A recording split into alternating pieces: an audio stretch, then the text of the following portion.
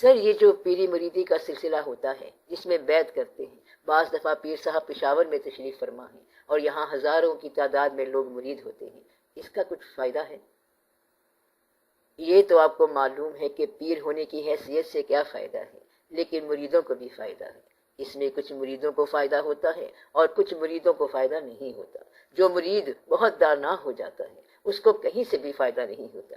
ویسے یہ ایک اصول ہے کہ وہ مقامات جہاں دل کی طہارت ہو اور چاہے شریعت کی پیشے کے طور پر بھی ضرورت ہو، وہاں آپ کے لیے نقصان نہیں ہے۔ اگر ایک شخص کا پیشہ اذان اور نماز ہے اور آپ اس سے ملو گے تو وہ آپ کو نماز کے قریب رکھے گا، ہر چند کے جس کا پیشہ ہے۔ ایک آدمی پیر ہے تو جس کی مجبوری ہے کہ نماز ادا کرے اور آپ کو نماز کے لیے ضرور کہے، مطلب یہ ہے کہ وہ شرعی طور پر کوئی ایسی ویسی بات نہیں کہے گا کیونکہ یہ اس کا کام ہے، ورنہ اس کا کاروبار نہیں چلے گا۔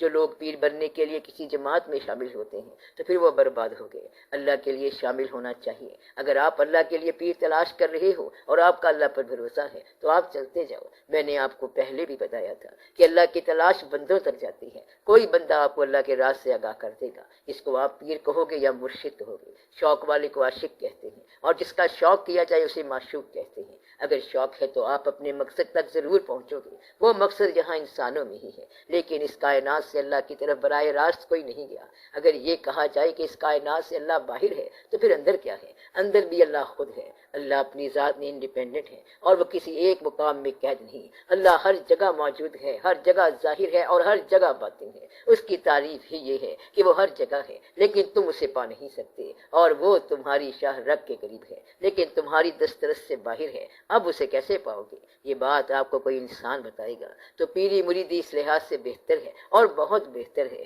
کہ اس طرح انسان کے باطن کی اصلاح ہوتی ہے۔ آج کل پیر اور مرید صحیح ہیں یا نہیں یہ دیکھنا چاہیے۔ میرا خیال ہے کہ کم ہی لوگ صحیح ہوں گے کیونکہ ہر طرف انا اور ذات کا زمانہ ہے، لیکن اللہ کو پانے کا طریقہ یہی ہے اور علم اسی طریقے سے حاصل ہوگا۔ یہ سلسلہ ٹھیک ہے لیکن جو بندہ اس سلسلے میں موجود ہے وہ شاید ٹھیک نہ ہو، تو انسان پہلے اطاعت کرنا سیکھے اور پھر سمجھے کہ انا اس کو چھوڑتی کیوں نہیں ہے۔ انا سے جان چھڑانے کا صرف ایک طریقہ ہے اور وہ کسی کے امر کے تابع ہو جانا۔ اس طرح آپ انا سے بچ جاؤ گے۔ تو انا سے بچنے کے لیے ضروری ہے کسی کو صاحب امر بنا لو۔ اگر کسی کو اول الامر بنا لیا ہے تو پھر اس کی مکمل اطاعت کرنا شروع کر دو۔ آپ کو اطاعت سیکھنی چاہیے اور ادب سیکھنا چاہیے، ورنہ انسان جو ہے وہ ذہن سے سوچتا ہے کہ خدا کی بھی کیا ضرورت ہے، ذہن سے بات سمجھ نہیں آتی۔ یہ اور ہی کہانی ہے، یہ عطا کی کہانی ہے۔ کہیں نہ کہیں کسی کی اطاعت کرنا بہتر ہے۔ سلسلہ یہی ٹھیک ہے کہ بزرگوں کی اطاعت کی جائے۔ اب اس سلسلے میں لوگ موجود ہیں کہ نہیں ہیں،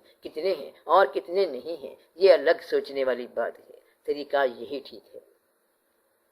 سر عرض یہ ہے کہ ابھی یہ صاحب پیری مریدی کی بات کر رہے تھے تو اس کو ذرا آسان کر دیں کہ انسان جب اپنے دل میں کسی صاحب امر سے، صاحب بصیرت سے وابستگی کو اللہ کے لیے مستحکم کر لیتا ہے تو کیا اس کے بعد اور فارمیلٹیز کی ضرورت رہتی ہے؟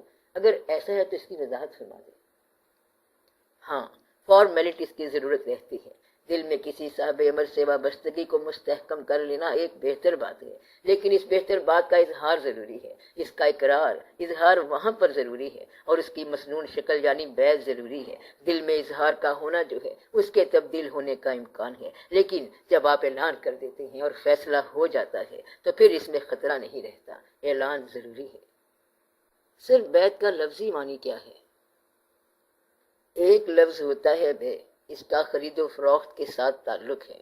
سورہ جمعہ کی یہ آیت کہ اے ایمان والو، جب تمہیں جمعے کے روز نماز کے لیے بلایا جائے تو اللہ کی طرف دوڑ آؤ اور خرید و فروخت بند کر دو، یہ تمہارے لیے مفید ہے اگر تم ایمان رکھتے ہو۔